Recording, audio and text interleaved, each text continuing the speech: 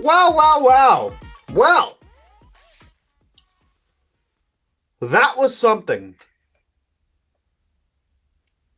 A historic performance was witnessed on Sunday Night Football at SoFi Stadium between the Philadelphia Eagles and the Los Angeles Rams. None other than Saquon Barkley had a career night, had a historic night, one for the record books. The man had virtually, 300 yards by himself, 255 on the ground, and he had 2 touchdowns. The Philadelphia Eagles ran for over 300 yards and put up 37 points on the Los Angeles Rams. Holy crap. I came into this game. I did a preview episode. Maybe I should start doing more previews if I see that kind of performance afterwards. Not that it's correlated, but you get my point. I came into this game thinking this was going to be the most important game of the season and that this would tell me a lot about this team, whether or not we're true Super Bowl contenders. If you get a game like that, if that's how they're going to play going forward as the season goes on into February, into January, and December, and January, I mean, look at me. I can't even get my damn calendar right. That was a one hell of a performance. Holy shit. Guys, this guy's not a freaking human. This guy's a damn android. You got one transformer in A.J. Brown, who when he's on the field, completely changed the complexion of this offense. And then you got this dude, 26, in the backfield. A walking this guy's a human highlight reel waiting to happen. That performance tonight puts him in the MVP conversation. Especially if this team continues to win. And if they get the 1 seed and he eclipses 2,000 yards on the ground, this guy's going to get MVP votes. This dude's been sensational. Holy crap, was I wrong about this damn guy. Saquon Barkley, Eagles Nation, I am sorry for questioning the signing of this man. Harry Roseman, I am sorry for questioning your knowledge about free agent acquisitions. This dude's worth every goddamn penny. If you're getting this performance from this guy, he's underpaid. This dude's a freak. Holy shit. What a performance. We're going to break the game down in just a moment because this is really all about Saquon Barkley and what this Eagles team could do with him in the backfield.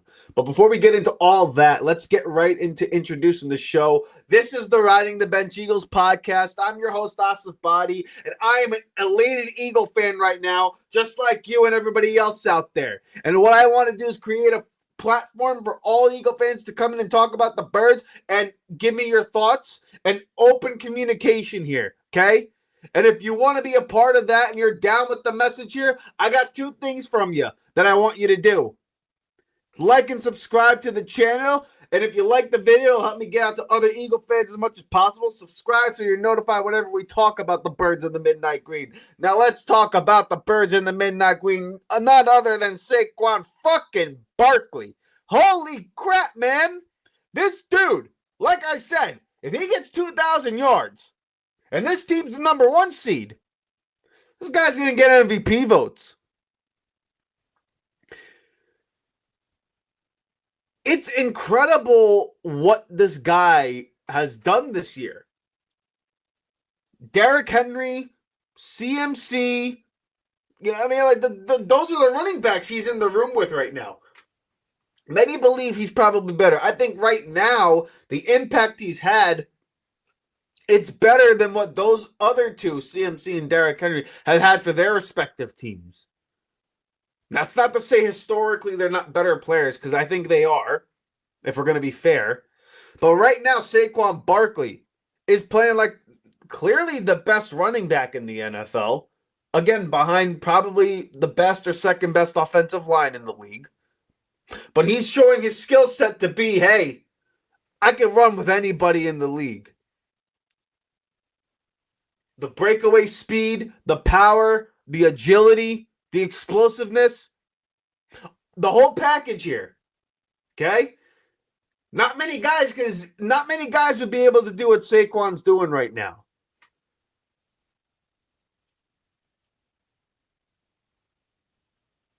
And it's affecting the rest of the team here. Because now we're leaning on the strengths of the offensive line. We're leaning on the strengths of guys like Jalen Hurts, where now he can just go back to managing the game, taking the shots when he needs to take shots. And then A.J. Brown is there, who he trusts, who's going to make plays. He's taking slants, going 15, 20 yards, dragging people over him. In the red zone, a freak of nature. Just put it up to him, let him go make a play. I mean, this is as efficient of an operation as I've seen from this Philadelphia Eagles team in a very long time. That looked like 2022. That looked like the season when we went to the Super Bowl. Sunday Night Football against the Rams was the best I have seen the Eagles look. Wow, oh wow. He broke their back twice, guys. Jeez, man. That guy's next level, man. And that's not even to mention what the defensive side of the ball did. Because I know we're going to talk about, I know the offensive side, we talk about Saquon, we talk about AJ, we talk about all the explosive plays from the running back position and his case for MVP, and it's phenomenal. But we got to give credit to the defense here. Once again, it's come out and really just put the clamps on what is an effective offense with Matt Stafford, Cooper Kupp, Puka Nacua. And there was a period of time where, during the game, I'm like, damn, they can't stop Nacua. They can't stop this ground game. They really can't stop what's going on here. But when they needed to make the plays, when they needed to get stops, when they needed to get sacks, the team came through. Players came through. Jalen Carter, once again, dominated the line of scrimmage on Sunday night. Josh Sweat had a great game. Zach Bond, again, impact plays. Cooper DeJean playing exceptional in the slot. It's not an easy cover with Cooper Kupp here. Really, really a great job by this defense. They're really playing some great football. Nakobe Dean getting downhill, tackling. They shut the running game down for the Rams, which is also the basis of their offense, right? It's really tough for the Rams to really get an offensive system going when their running back is on the clamps. Wow, Jake Elliott again went 3 for 3 tonight, which was nice to see. He didn't miss a kick, so he's back on track here. And again, just this is the identity of the team. This is the type of football that you want to see from the Philadelphia Eagles. Run the ball, stop the run, keep it clean, don't turn the ball over, and then get sacks when they have to come and throw the ball. Oh, jeez, man. That was an exceptional performance. Wow. And, it's funny because now, again, I talked about how this is going to be a performance that you look at and you say, this could be the turning point of the season where you can realize this is a Super Bowl contending team. And considering the way the NFC as a conference looks, and you look at the teams like the Lions, like the Packers, like the Vikings, who are all in one division, ironically. You got the Cardinals, Seahawks, Atlanta, and obviously Philly and Washington. I mean, you know what? I'm going to pull up the damn standings right now. Let's talk about the NFC standings and what the number 1 to 7 seed look like, because this is going to, dictate a lot of what we see here. Let's go back here. Let's see. GG's. Forgive me, guys. I'm doing this right on the spot because I'm just I'm flabbergasted with what I just saw. In terms of what we just saw on Sunday Night Football, guys. Okay. So here, the top 7 seeds thus far. You got the Lions, Philly at 1 and 2, Seattle at 3, Atlanta at 4, Minnesota at 5, Green Bay at 6, and then Washington at the 7th slot, with the Cardinals just edging out right now. And again, they're fighting for the NFC West. Then you got the Bucks, the Rams, the Niners also in the mix there, right? So, yeah, I mean, like, I don't know about you guys, but really the toughest team in terms of 3 to 7 is the Packers, in my opinion. Just because of their quarterback play. And if we played them right now, we probably would get the Commanders in the first round. Just because the 1 seed gets the bye in terms of Detroit. And then, you go from 2 to 7, 3 to 6, 3 to 6, 4 5, right? So our first round matchup, if the playoffs started today, would be Washington, who, again, it's not going to be an easy game the next time we play them down the road here. But it's Philadelphia's just in a good spot. They're playing some of the best ball in the NFL right now. Their defense is for real. We've established this now. Now it's true. The defense is consistently good, a consistent pass rush, and consistent coverage. They're playing excellent football. On the offensive side of the ball, the identity with running the ball with Saquon Barkley, who's going to be an MVP candidate. He's probably going to get top 5 voting in MVPs. And then Jalen Hurts, if he's able to keep the game clean, the way he's been doing since the bye. He's only had 1 interception since the bye, 1 turnover. And then we're running the ball like this with such efficiency, with such conviction, with such, clarity. Like 300 yards on the ground today. I don't care who you are in the NFL. I don't care if you're the worst. You get 300 yards on the ground. That's an utter domination. So kudos to the offensive line, Stoutland, everybody in the Eagles front, because that's exceptional. And in the NFC, particularly the NFC, you couldn't run like that on anybody. Detroit's showing it right now. You could run the ball on anybody in the NFC.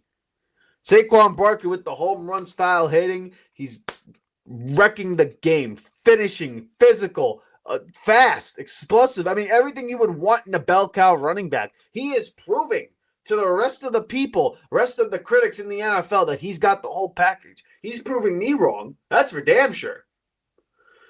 You're going to get a lot of people in Philly media who are going to look at Saquon Barkley and see that, yeah, he's been exceptional this year, but he's not better than, guys like Derrick Henry, CMC, Aaron Jones.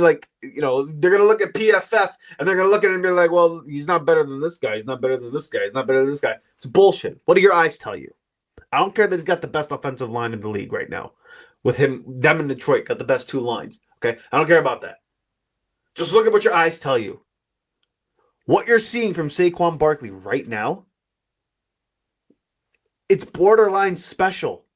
It is, it's damn near special. And we're getting to a point right now where we're witnessing potentially history in the making here. Okay? Saquon Barkley, right now, again, I'm sorry I keep doing live research here, but I need to look at what he has on the ground throughout the year thus far, because his stats are probably bananas. Legitimately bananas. Holy shit. He's got 1,100 yards right now on the ground, averaging 5.8 yards a carry. And holy shit. And he's got 8 touchdowns on the ground here. Okay? And, the dude is really just, wow, holy crap. I didn't realize that's what he was doing on the ground here. So right now it's week 12 and geez Louise, man. And he's got another 210 yards receiving through this. So he's got about 1,300 yards, 10 touchdowns right now. And the guy, he's averaging what on the ground here? I'm curious as to what he's averaging per game, because the game log splits here. Let's look at the splits here. Wow. It's honestly remarkable what I'm seeing from the guy.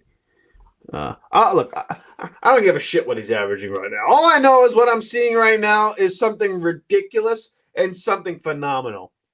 And again, Will he get MVP votes if the guy doesn't break 2,000 yards? Probably not. I think you need to get the 1 seed and for Saquon to break 2,000 yards rushing. If he does that, he's getting MVP voting. Because as great as Lamar has been, he's not even the best team he's not leading the best team in his division. And you got Derrick Henry there who may steal some votes as well. Detroit, you can't really pick one guy in Detroit to give the MVP to. You ain't picking Jared Goff. Okay, you want to go and pick Mahomes? He doesn't have the counting numbers for it. You want to pick Josh Allen? Maybe Josh Allen is probably the guy if he maintains the 1 seed that'll get the MVP just because, you know how the media game works. But Saquon Barkley's got a damn good shot at it. And it's looking like we're getting to a point where this team is just... Damn, I don't even know if I really want to say this right now, but right now, over anybody in the NFC, minimum, anybody in the NFC, can you tell me a team playing better football right now than the Philadelphia Eagles? I know you want to go ahead and look at Detroit. I want you to take a look at the teams that they have beaten and take a look at the teams that Philly has beaten. And I want you to tell me if the schedules are relatively comparable. Because in my opinion, I think they are. In terms of how, in terms of the level of competition that they play. Now, I get it that Detroit's in a better division, and they beat the Packers, and they've beaten Minnesota already. I understand that. And that's probably why they're going to get the 1 seed. But, Detroit, to me, has flaws in their game that could be exploitable. I think you could run the ball in Detroit, especially if you can keep the game close. And we saw with the Colts game today, quarterback run can be a problem for Detroit. You just got to be able to maintain the level of scoring with Detroit. And Philadelphia, if they run the ball like they do tonight and keep that offense on the sideline, which they can, it's going to be comparable.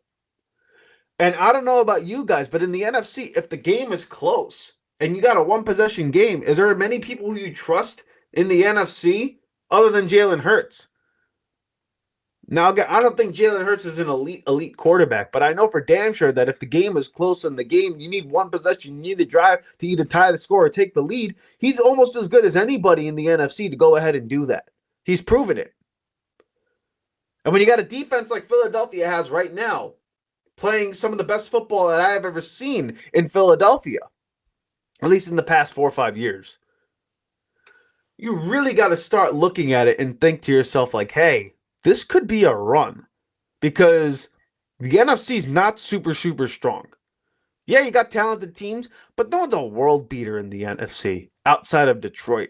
And then in the AFC, yeah, you got Kansas City, you got Buffalo, but to me, Buffalo's flawed. I don't think they have the talent to match Philadelphia. Kansas City, you got to respect Kansas City because they got 15 back there, but you saw what Carolina did against them. They kept it close, so you can score with Kansas City and kind of, make them play a little bit. Baltimore, their defense is not great. And then, who else are you going to pick in the AFC? The Steelers, they can't score. You score a touchdown on the Steelers, you can win that ball game too. So, right now, Philadelphia is on par with the best teams in the conference and the best teams in the league. And with 26 being as healthy as he's been, approaching the season with a new fresh pair of eyes and just enjoying what's happening in front of our very eyes right now, Philadelphia is on the precipice of doing something special once again. And again, beating Washington and then go ahead and beating the Rams like you did on Sunday Night Football, to me, is a signal that the team is officially back in business again. They got their swagger back. They got their groove back. They feel confident again. And now, in a position where they could start to, front run a little bit. And to me, that's when Philadelphia is at their best. I'm not really a fan of front running, but when you are a front runner and you got the lead, you pile it on. And that's what Philadelphia is doing. And it's exceptional ball that they're doing because they're going about it the exact way every Eagle fan wants them to. Be aggressive on the defensive side of the ball, be nasty, be tough, and then on the offensive side of the ball, control the line of scrimmage, run the ball, and just beat people up. And that starts with the quarterback. That starts with the running back. That starts with A.J. Brown. I mean, these guys are tough as shit trying to bring down to the ground. This team is on the verge of going on a run. It really, really is. Especially if you get the 1 seed. I'll tell you one. I'll give you one better. Even if the team gets a 2 seed, all other games go through Lincoln Financial Field other than Detroit. And if you go to Detroit with a dome and you got Saquon Barkley, A.J. Brown, Devontae Smith, and Jalen Hurts being able to contribute, not only throwing the ball down the field, but running it with his legs. What else would you run with, right? It's a recipe for disaster. And now you don't have to fight the elements in the dome. That's a scary, scary proposition for anybody in the NFL. Oh boy, I cannot wait. I'm excited. This is the first time all season I have been excited as an Eagles fan. And it feels damn good. We got the Steelers coming up. We got the Steel Curtain coming up. No, my apologies. We got Baltimore coming up. Excuse me. We got Baltimore coming up, who's going to be another test for us. But I said, you win 2 of the next 3 games, which you've already won 2 of them. You know, like, you got the 2 important wins that you needed. You got 2 NFC wins. That's exactly what you want going in to Baltimore right now. Oh, jeez, man. I feel good. This feels good. Let me know how you guys feel in the comment section below, because I love what I'm seeing from Philadelphia. Wow, wow. What else can you say other than fly, Eagles, fly, baby? Fly, Eagles, fly, baby! Ah! Feels so goddamn pumped up. Oh, shit. Oh, jeez, man. We're on our way to Baltimore, and let's continue this drive. Let's continue the momentum we have going forward, because Philadelphia, the fans are starting to feel it in their bones. I think the organization is starting to sense it, and the players, I think right now, are finally starting to believe in it once again. This team is ready to go on a special, special run. And it's going to be led by none other than their running back, Saquon Barkley. How you doing? Hey. Thank you so much for watching the Riding the Bench Eagles podcast. If you want to continue to support the channel, please hit the like and subscribe button down below. Also, check us out on Instagram and TikTok at Riding the Bench Eagles Pod. We're also on Apple Podcasts, Spotify, iHeartRadio, you name it, we're on there. Thank you so much for listening, and please join us next time here at the Riding the Bench Eagles Podcast.